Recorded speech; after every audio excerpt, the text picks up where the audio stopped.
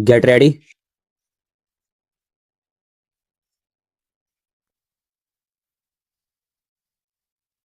Start.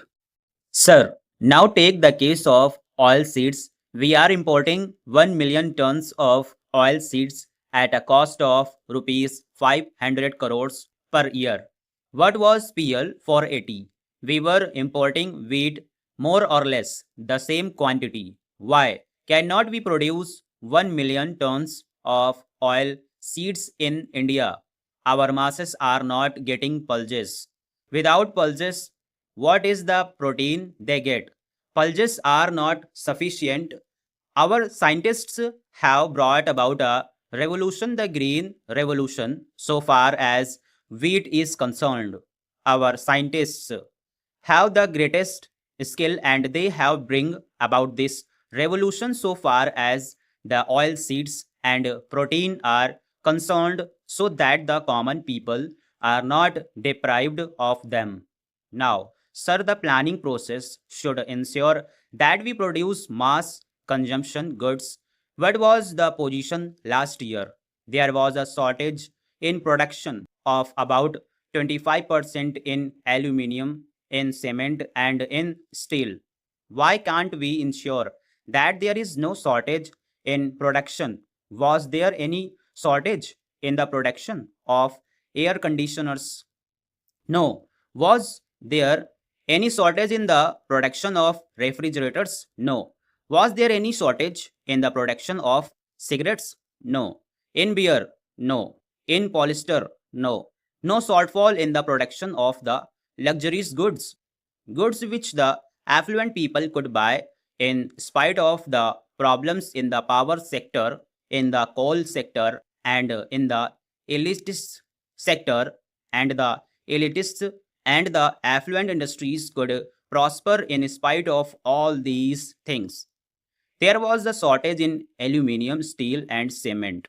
Why was there a shortage of about 15% in the production of nitrogenous fertilizers?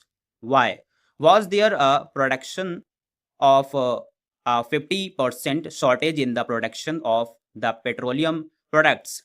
All these have to be rectified. Plan is not or should not be a mere statement of intentions. And plan is not just that document saying that so much aluminium should be produced this year, so much of cement should be produced this year, and so on.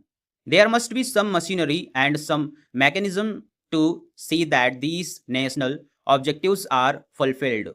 Where are those detailed programs? Where are those connections between the planning commission and the different industries, different entrepreneurs, peasants, scientists, and others, so that these targets can actually be achieved and there is no shortfall in production as well? Now, so far as agricultural production is concerned, agricultural production cannot pick up without proper land reforms. Unfortunately, according to the economic survey of this year, land reforms have been neglected. But the economic survey of 1985 to 86 said that land reforms were very essential for rural constructions. I hope that the planning minister will pay adequate attention to the question of land reforms. So far as land reforms and agricultural production are concerned, in agricultural production, in spite of our difficulties, we are ahead of China. China's growth of farm output is not even 2.5%. Perhaps it is a mere 2%. But our growth in farm output is about 3%. Therefore, we are ahead of China. But in other matters, China is ahead of us. But there is no reason why we should not excel them. Therefore, when we face these difficulties, we have to see how we can rectify them. Now, on the question of self reliance, in recent times, due to the absence of the planning minister or due to some other distortions, there has been a black sliding, and it seems that we have lost faith in the Swadeshi spirit, in the spirit that we Indian people can stand on our own. Therefore, not much of foreign aid is there, and foreign aid has increased to rupees 800 crores or so, and aid from the International Monetary Fund is about rupees 540 crores. This type of reliance too much reliance on foreign aid and assistance will not make our nation grow. Therefore, sir, I hope that the public sector in which we have invested about 15,000 crores of rupees should have the surplus.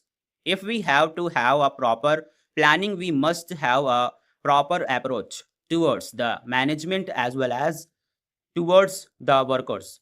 When we industrialize, when we nationalize an industry, when we socialize on an industry, it is not an institutional change. There should not only be an institutional change, but there should also be a psychological change. You cannot have planning without the planning ethos, the planning psychology, the spirit of hard work, the spirit of discipline, the sense of dedication to the nation, and a sense of and passion for justice. Therefore, institutional change, attitudinal change, and psychological change go along with the planning mechanism and the planning, and unless we can make everybody feel that when we nationalize an industry, it belongs to the nation and that it must produce surpluses and that it must not create losses, we cannot succeed, because those surpluses will generate capital for further investment, for further production, and for further employment. Stop.